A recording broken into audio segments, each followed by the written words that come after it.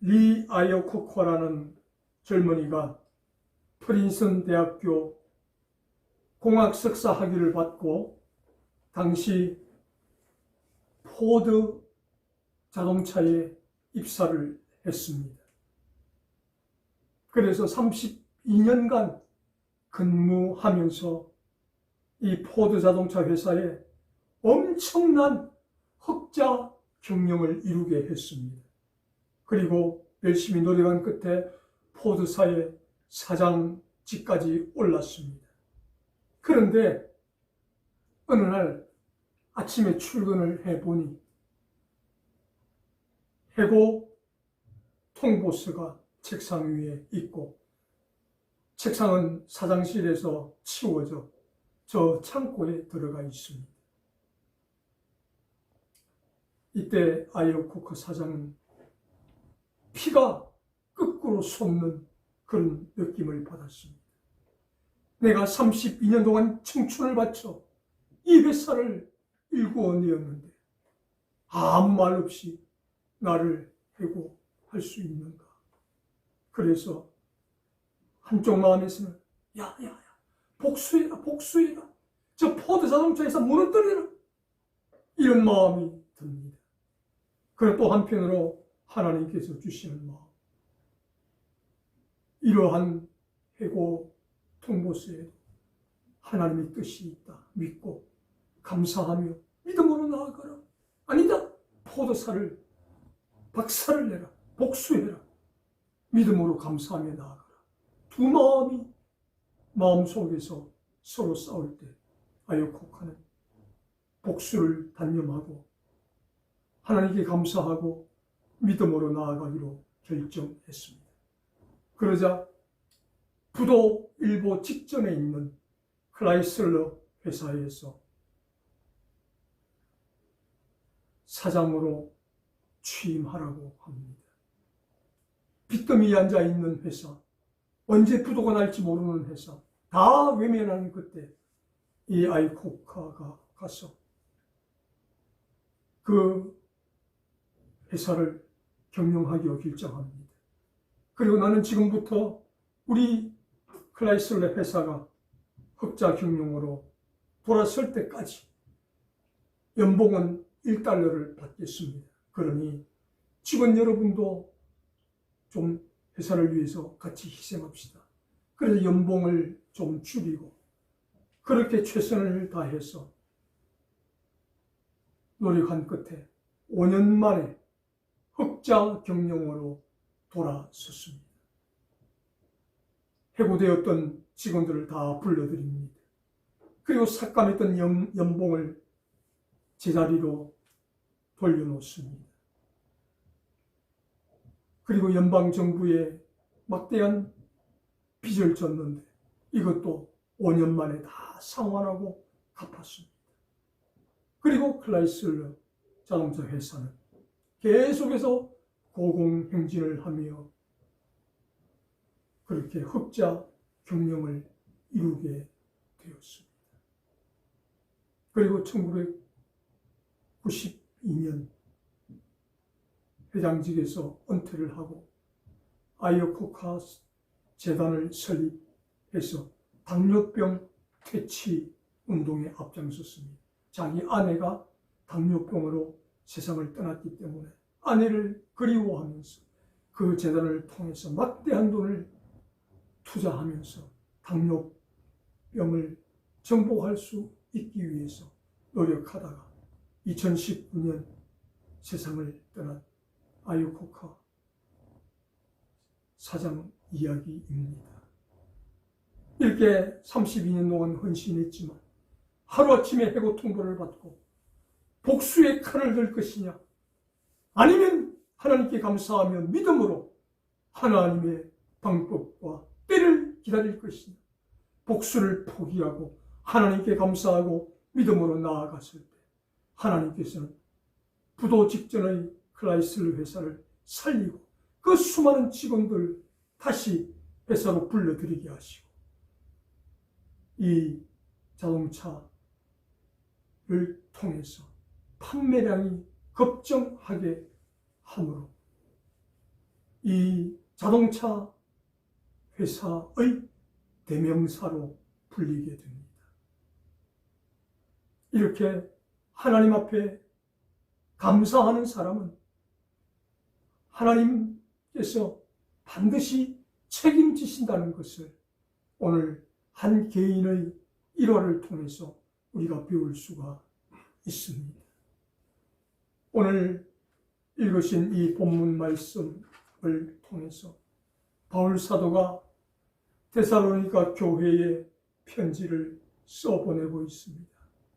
사랑하는 데살로니가 교회 성도들아, 내가 주님으로부터 부르심을 받고 이방의 사도로 그렇게 사명을 다했지만 내게 돌아온 것은 같은 민족의 핍박과 죽이려는 업무요, 또 이방인들에게조차도 내가 멸시를 당하였다. 그리고 우리 이스라엘을 지배하고 있는 로마 정부의 핍박이 거세기만 하다. 그러나 하나님은 어떤 상황에서도 감사하기를 원하신다. 마찬가지로 너희들도 지금 예수를 믿는다는 이유 때문에 심한 핍박과 환난을 겪고 있다는 것 내가 다 잘 알고 있다. 나도 그렇고 너희도 그렇고 이 핍박, 환난 잘 견뎌내고 이 어려운 중에서도 우리가 감사의 이유를 찾아내어서 하나님께 감사하면서 우리 모두 함께 이 환난과 핍박, 어려움을 이겨나가자. 그렇게 데살로니가 교회에 편지를 써 보내는 내용입니다. 특별히 오늘 본문 말씀을 통해서 그러면 우리가 하나님 앞에 감사할 수밖에 없는 이유가 무엇인가를 한번 살펴보자. 조건을 따지지 말고 감사할 수밖에 없는 이유를 찾고 그 이유를 통해서 하나님께 감사하는 너희들이 되고 내가 되었으면 좋겠다. 그렇게 고백합니다. 첫 번째로 택하심을 받은 이유 때문에 우리는 감사할 수 있다라고 말씀합니다. 마땅히 하나님께 감사할 것은 처음부터 너희를 택하사. 아멘. 우리에게 어떠한 택함 받을 만한 자격이나 조건이 있어서 택하신 것이 아니라는 것입니다. 하나님의 조건 없는 선택으로 말미암아 우리가 택하심을 입었다는 것입니다. 너희 데살로니가 교회 성도들도 택하심을 입은 성도고 너희 교회도 택하심을 받은 교회이다. 언제? 창세 전에 이 천지 만물이 지어지기 전에 하나님께서 너희를 택하시고 너희 교회를 택하셨다. 그러므로 나 같은 죄인, 지옥 갈 수밖에 없는 죄인, 나를 천지 창조 이전에 택하셨다는 이 은혜가 얼마나 감사한가. 이 은혜보다 더 큰 것은 없다. 그러므로 우리를 택하신 하나님의 은혜에 감사하자라고 그렇게 바울 사도가 교훈을 들려주고 있습니다. 현재 세계 인구는 79억을 넘어서서 80억을 향해서 나아가고 있습니다. 이 80억 인구 가운데 64억은 하나님을 전혀 믿지 않습니다. 그리고 16억 가운데서도 바르게 하나님을 믿는 종교는 많지 않습니다. 그렇다면 줄잡아 5억에서 6억 정도가 신실하게 예수님을 믿는 하나님의 자녀라고 볼 수 있습니다. 아무리 목이 터져라 외쳐도 꿈쩍도 하지 않는 64억 인구가 있는데 저와 여러분, 하나님이 택하시고 우리를 부르셔서 예수님이 믿어지고 십자가가 믿어지고 부활이 믿어지고 영생이 믿어지는 이 은혜가 얼마나 감사하냐는 것입니다. 그래서 택하신 은혜로 인해서 우리 모두는 감사할 수밖에 없다라고 바울 사도가 교훈을 들려줍니다. 조지 워싱턴, 미국의 초대 대통령을 지낸 분입니다.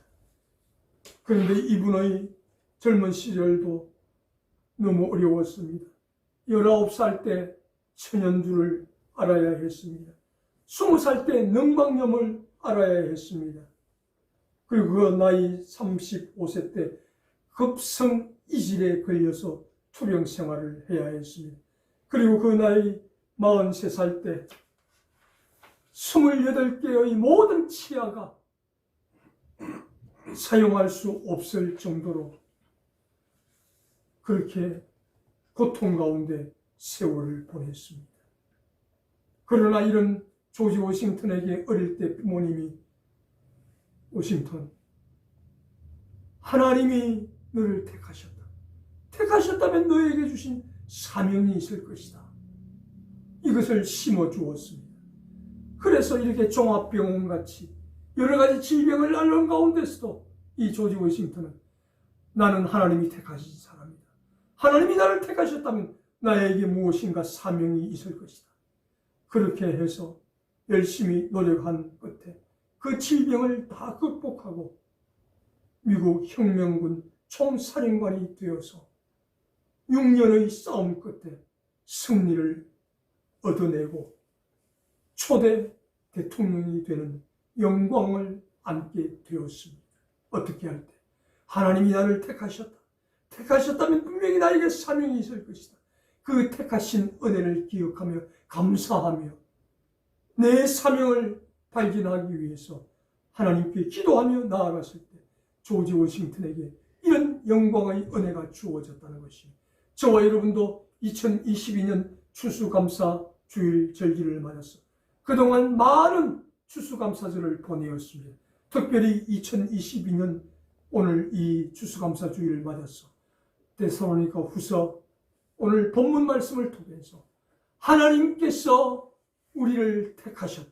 아멘. 이 택하신 것은 어느 누구도 빼앗을 수 없는 감사의 이유라는 것을 아멘. 기억하시고 나를 택하셨다면 나에게도 하나님 주신 사명이 있을 것이다. 그 사명을 기억하고 하나님 앞에 감사로 나아가는 2022년이 될 수 있기를 주님의 이름으로 축복합니다. 아멘. 두 번째로 바울 사도가 데살로니가 교회 성도들과 교회에 편지하면서 하나님께 감사할 수밖에 없는 두 번째 이유가 무엇인가? 우리를 거룩하게 하시는 은혜가 있기 때문에 우리는 감사할 수밖에 없다라고 13절을 통해서 교훈합니다. 마땅히 감사할 것은 성령의 거룩하게 하심과 성령께서 날마다 우리를 거룩하게 하신다는 것입니다. 우리가 예수를 믿었지만 하루도 죄를 짓지 않고 살아가는 날은 없습니다. 그래서 악한 원수마귀 사단이 하나님 앞에 욥을 참소하고 성도를 참소하고 고발하는 것처럼 저와 여러분에 대해서도 고발하고 참소하고 있다는 것입니다. 하나님, 저 성도 예수 믿는다고 하는데 오늘 이러이러한 죄를 지었습니다. 이렇게 우리를 고발하고 참소한다는 것입니다. 그러나 예수님의 그 거룩한 보혈의 은혜, 보혈의 피가 우리의 더러운 부분을 다 덮으셨다는 것입니다. 아멘. 그래서 우리는 죄를 짓고 있긴 하지만 하나님께서 우리를 거룩하게 하셨다는 것입니다. 아멘. 거룩하게 하셨다는 것은 천국 가는 그날까지 우리를 책임지시겠다는 것입니다. 아멘. 그래서 하루아침에 우리가 새 사람이 될 수는 없습니다. 오늘보다는 내일, 내일보다는 그 다음날 이렇게 조금씩 거룩한 모습으로 변화되어지는 성화의 모습으로 우리를 거룩하게 인도해 가신다는 것입니다. 하나님께서 이렇게 죄 많은 우리들, 허물 많은 우리들을 거룩하게 하시는 그런 놀라운 은혜를 우리에게 주셨기 때문에 우리는 감사할 수밖에 없는 것이다 라고 바울 사도가 교훈을 들려줍니다. 철로 역정이라는 존 버년이 쓴 작품이 영화관에서 몇 년 전 상영된 적이 있습니다. 그 영화를 보아도, 그리고 존 버년이 쓴 철로 역정이라는 책에도 나오는 이야기입니다. 이제 구원받은 한 사람이 천국을 향해서 나아갑니다. 그러다가 한 방을 들여다보는데 방에 먼지가 너무 많아서 방이 더럽습니다. 그래서 누군가가 들어가서 그 방을 열심히 청소를 하고 있습니다. 그런데 청소를 하면 할수록 그 더러운 흙먼지가 안개처럼 자욱하게 되면서 방이 깨끗하게 되지를 않습니다. 그래서 천국을 향해 순례하던 이 순례자가 질문을 합니다. 왜 이 방은 청소를 해도 깨끗하게 되지를 않습니까? 이것이 바로 율법이다. 율법을 아무리 지키려고 노력하지만 우리 인간은 한계가 있기 때문에 율법을 지킬 수가 없다. 율법을 지키려고 노력하면 할수록 이 더러워지는 방처럼 우리는 한계를 느끼고 우리는 더러워질 수밖에 없는 것이다. 그렇게 설명을 해주니 이 순례자가 고개를 끄덕입니다. 그리고 또 옆에 또 다른 한 방을 보는데 역시 이 방이 더러워져 있습니다.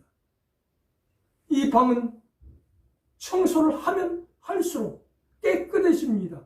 먼지 하나 남지 않고 투명하게 깨끗하게 이 방이 보입니다.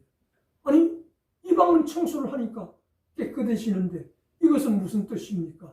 순례자가 자기를 안내하는 안내자에게 묻습니다. 이것이 바로 성령의 거룩하게 하시는 은혜라네 라고 이야기합니다. 우리가 죄를 짓고 우리가 아무리 율법으로 이것을 털어내려 하면 할수록 우리는 더 더러워진다는 것입니다. 그래서 율법은 우리가 죄인이구나 하는 것을 깨닫게 하는 데까지만 그 사명이 있는 것이고, 그래, 나는 죄인이야. 그럼 나는 무엇으로 거룩하게 될 수 있는가? 예수를 믿고 성령님께서 나와 동행해 주시고 나를 인도해 주실 때만 내가 거룩하게 될 수 있다. 이것이 철로 역정 그 가운데 남은 이야기입니다. 그래서 바울 사도는 이렇게 택하심을 입은 우리를 내버려 두지 아니하시고 천국 갈 때까지 우리를 거룩하게 하시는 하나님의 은혜가 있기 때문에 하나님께 감사할 수밖에 없다. 로마 정부에 혹독한 핍박이 있어서 예수를 믿으면 고난이 있지만 그래도 고난 가운데서 예수님을 붙들고 믿고 있으면 성령께서 우리를 인도해 가시고 우리를 거룩하게 하실 것이기 때문에 감사할 수밖에 없다라고 교훈을 합니다.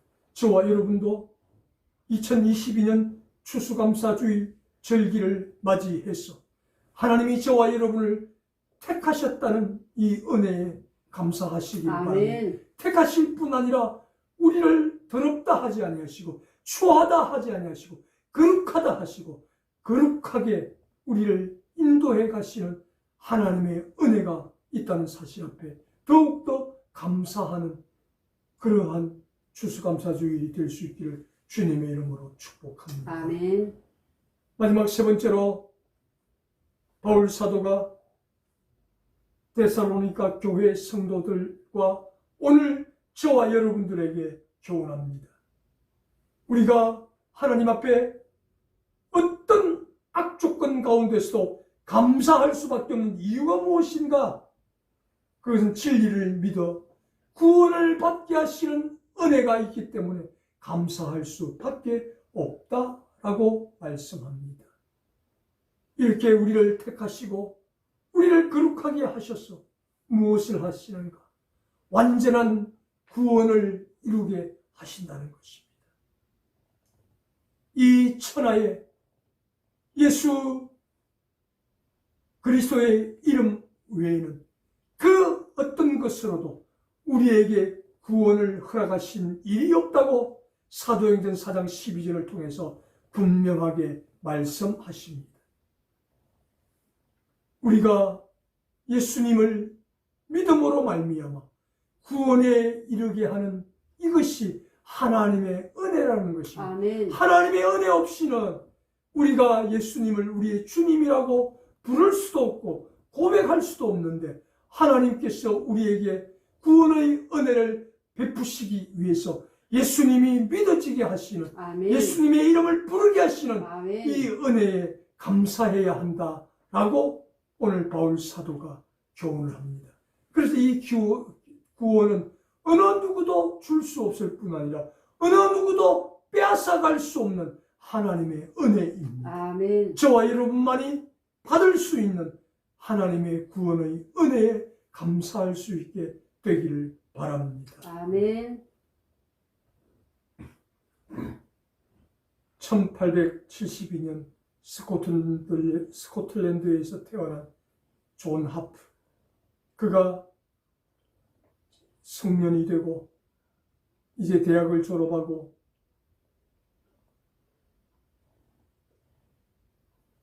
한 교회의 초대 목사로 부임하게 됩니다. 일대 목사로 부임할 때 이 교회 성도의 숫자는 25명이었습니다. 25명이 모여서 교회를 세우고 초대 목사로, 일대 목사로 존 하프 목사를 청빙을 했던 것입니다. 그래서 25명 되는 이 교회 성도들과 함께 열심히 기도하고 노력한 결과 500명의 성도로 크게 성장하는 하나님의 은혜를 체험하게 됩니다. 이러한 소식을 미국 시카고 무디 기념교회의 성도들이 듣고 이제 500명이 되었으니까 부교역자도 있고 하니까 우리 교회에 오셔서 3개월간만 설교를 해주시면 안 되겠습니까? 제안이 들어와서 1911년 3월 달에 시카고 무디 기념교회에 가서 3개월 동안 설교를 했습니다. 이때 많은 성도들이 이 존 하프 목사님을 통해서 은혜를 받았습니다. 그리고 3개월이 끝나고 다시 교회로 돌아와서 목회를 하는데 그 다음 해가 바뀌고 1912년 다시 무디 기념교회에서 연락이 옵니다. 목사님, 작년에 오셔서 3개월 동안 설교해 주셨는데 우리가 너무나도 큰 은혜를 받았습니다. 금년에 1912년 금년에도 오셔서 3개월간 설교를 해주시면 안 되겠습니까? 존 하프 목사님은 무조건 간다고 이야기합니다. 그러나 주변에서 말립니다. 목사님, 이번에는 제가 목사님을 보내드리고 싶지 않습니다. 목사님, 이번에 가시면 꼭 안 좋은 일이 생길 것 같습니다. 목사님, 안 가시면 안 되겠습니까?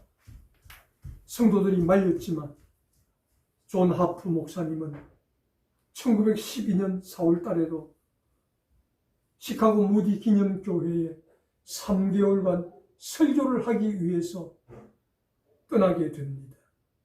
처음에는 다른 배를 예약했는데 일정이 바뀌는 관계로 또 배를 바꾸어 타게 되었습니다. 이 배가 그 유명한 타이타닉호입니다. 세계에서 제일 크고 안전한 배라고 정평이 나 있는 타이타닉호가 빙산에 부딪혀서 침몰하게 됩니다. 이때 존 하프 목사님이 침몰하기 직전 갑판에 올라가서 외칩니다. 어린아이들과 여자들과 예수 안 믿는 사람 다 구명보트를 타고 나머지 예수를 믿는 사람은 나와 함께 여기서 죽음을 맞이합시다. 예수를 믿는 사람은 지금 죽어도 천국 가니까 어린아이와 여자들과 예수 안 믿는 사람들 살려주고, 예수 믿는 우리는 찬송 부르며 주님 앞에 갑시다 라고 제안을 하므로 이 존 하프 목사님을 따라서 어린아이들과 여자들과 예수 안 믿는 사람이 구명보트에 승선을 하게 됩니다. 그리고 이제 몇 시간이 안 되었어. 아직 구조선이 오기 전에 배는 완전히 침몰하여 바다에 빠집니다. 사람들은 너도 나도 널빤지 조각을 하나씩 들고 구조선이 오기를 그 차가운 바닷물에서 기다립니다. 존 하프 목사님도 널빤지를 하나 구해서 여기저기 다니면서 전도를 하기 시작합니다. 한 청년을 발견하고 쫓아가서, 청년, 자네 예수를 믿는가? 아니요, 나 예수를 믿지 않습니다. 주 예수를 믿어라. 그리하면 너와 내 집이 구원을 얻으리라. 이 말을 하고 파도가 두 사람을 갈라놓습니다. 그러다가 다시 그 청년을 발견하고 쫓아갑니다. 힘을 다해서 헤엄쳐서 가까이 가서, 청년, 꼭 예수님을 믿어야 하네. 꼭 예수님을 믿어야 하네. 이 말을 마치기가 무섭게 큰 파도가 존 하프 목사님을 삼켜버립니다. 그리고 다시는 떠오르질 않습니다. 바다에서 순교를 하신 것입니다. 복음을 전하다가. 그리고 구조선이 와서 이 청년이 배를 타고 구조되었습니다. 그리고 시간이 지나서 타이타닉호를 탔다가 생명을 건진 사람들 모임이 매년마다 열리는데, 그 모임에 이 청년이 와서 고백을 합니다. 성도님들, 저도 타이타닉호를 탔다가 바다에서 널빤지 조각을 의지하며 있는데 존 하프 목사님이 와서 제게 복음을 전하고, 그래서 그때 물속에서 제가 예수님을 영접했습니다. 저는 존 하프 목사님의 마지막 개종자요, 마지막 구원자입니다. 그렇게 신앙 간증을 하였습니다. 이렇게 하나님께서 타이타닉호를 침몰시키면서 그 바다에서 절박한 가운데 복음을 전하게 하심으로 이 청년이 존 하프 목사님의 마지막 전도자가 되어 복음을 듣고 그 차가운 바닷물 한가운데서 예수님을 영접하고 구원을 받게 하신 놀라운 은혜가 있었다는 것입니다. 바로 이러한 은혜, 구원의 은혜는 다양하게 모든 성도들에게 다르지만 데살로니가 교회 성도님들, 여러분들이 하나님 앞에 감사할 이유는 바로 이런 구원의 은혜입니다. 어떻게 로마 중부의 이 심한 핍박 가운데서도 여러분이 예수님을 믿고 죽음을 각오하고 지금 신앙생활을 하고 있습니까? 이 구원의 은혜에 감사하시길 바랍니다. 아멘. 라고 그렇게 편지를 써 보내었다는 것입니다. 저와 여러분도 마찬가지입니다. 죽을 수밖에 없는 영혼, 지옥에 갈 수밖에 없는 영혼, 저와 여러분을 주님이 철회하나 만회하나 구원을 받게 하셨다는 이 사실 앞에 감사할 수 있기를 바랍니다. 아멘. 많은 것으로, 많은 물질을 가지고 좋은 것으로 하나님 앞에 올려드리고 감사하는 것도 우리 하나님께서 기뻐 받으시지만, 특별히 2022년 이 추수감사 주일 이 아침에 바울 사도가 교훈하는 것처럼 하나님께서 저와 여러분을 택하셨다는 그 은혜에 감사할 수 있기를 바랍니다. 아멘. 날마다 우리를 거룩하게 하시는 그 은혜에 감사하시기를 바랍니다. 아멘. 무엇보다도 하늘나라 저 생명책에 저와 여러분의 이름이 기록되게 하시는 구원의 은혜에 감사하시기를 아멘. 바랍니다.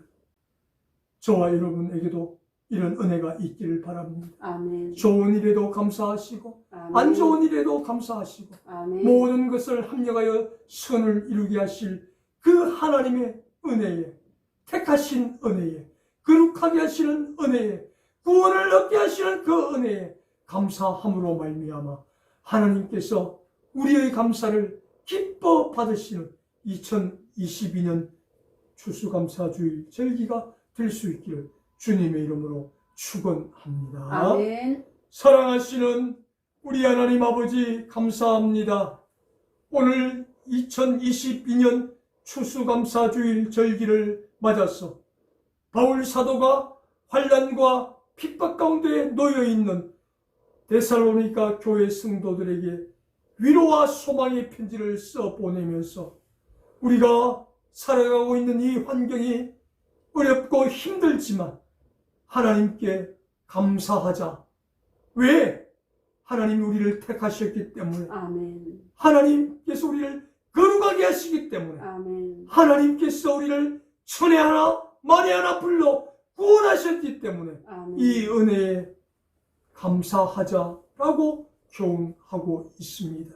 이런 바울 사도의 교훈을 받아들여서 데살로니가 교회 성도들이 끝까지 감사하며 믿음의 승리를 일구어 내었던 것처럼 이제 이 말씀을 대하는 우리 모두에게 끝까지 좋은 일에도 감사, 안 좋은 일에도 감사, 이 감사를 통해서 하나님께 영광을 돌리는 우리 모두가 되게 해 주시옵소서. 아멘. 감사하오며 우리 예수님 이름으로 기도드리옵나이다. 아멘.